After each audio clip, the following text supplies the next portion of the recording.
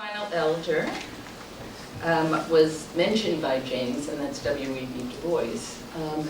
Many of you know that Du Bois had a bit of a debate with his friend and colleague William James about the role of science. And Du Bois was very interested in crafting what he called a science of ethics.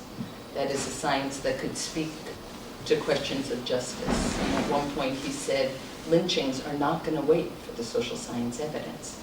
And he struggled with James on whether or not one could craft a science that took urgency, or a science of the ought. That's what he called it, a science of the scholarly ought, not just the scholarly is together.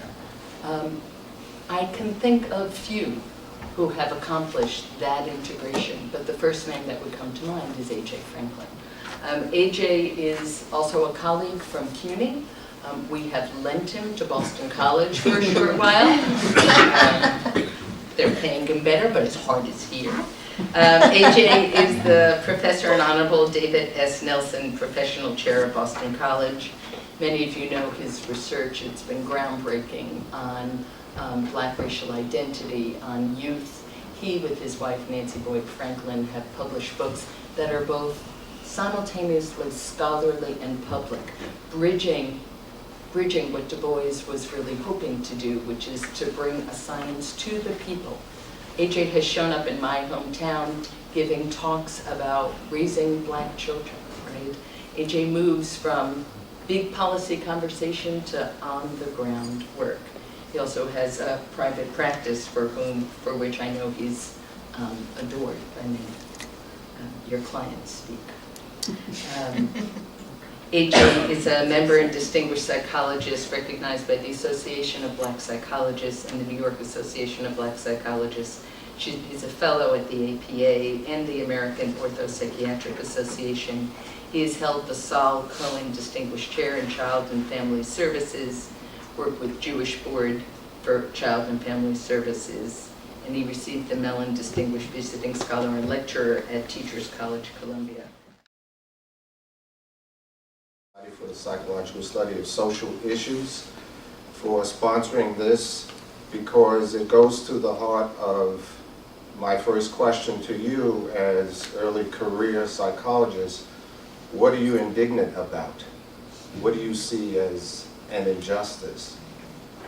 And what about your inner vision and mission in life and as a career that's going to help you address any indignation that you have about what you see as injustices in this society? We have talked about a number of different things that involve addressing that is at very much the community level, but also the policy level, that requires psychologists and persons to be involved with. But you have to have an inner vision and mission to address any of these issues. Otherwise, you're going to find yourself misdirected. And you don't always know where you're going to go, as James Jones was talking about. But I wanted to at least share with you three things, sort of a message, and wrap it in the privilege of an elder, because they keep telling me I'm an elder now, so I'm going to take the privilege of an elder and just share with you three things that I think are extremely important in their relevance to thinking about your career and where you want to go with your career and what you want to make your career out of. And those answers are not always easily articulated in the beginning by your inner voice as to what do I want to be when I grow up as a professional. But what you need to follow is an inner compass that's driven by some sort of internal vision. And that vision can come from an indignation about the injustices. But if you're going to follow that vision, then you need to have passion with commitment to pursue what you see as the important defining mission of your career. as a person and a psychologist. And I say person and psychologist because I integrate the two, that if you're going to be on this particular track of addressing social issues and social inequities, it is as much personal as it is professional issue for you. So you need to have the passion and the commitment, because you will meet resistance to change anything that you feel is important to be changed. And then you need to have a network that's going to provide not just support, but nurturing support.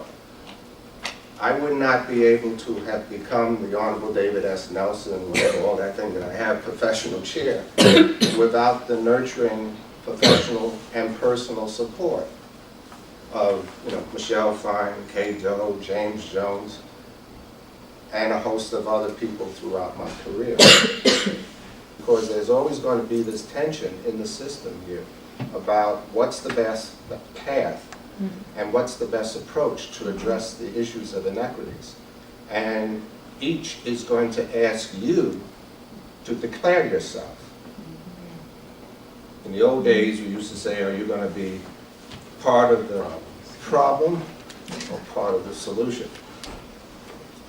So, the process is always going to be upon you as an early career professional to declare yourself.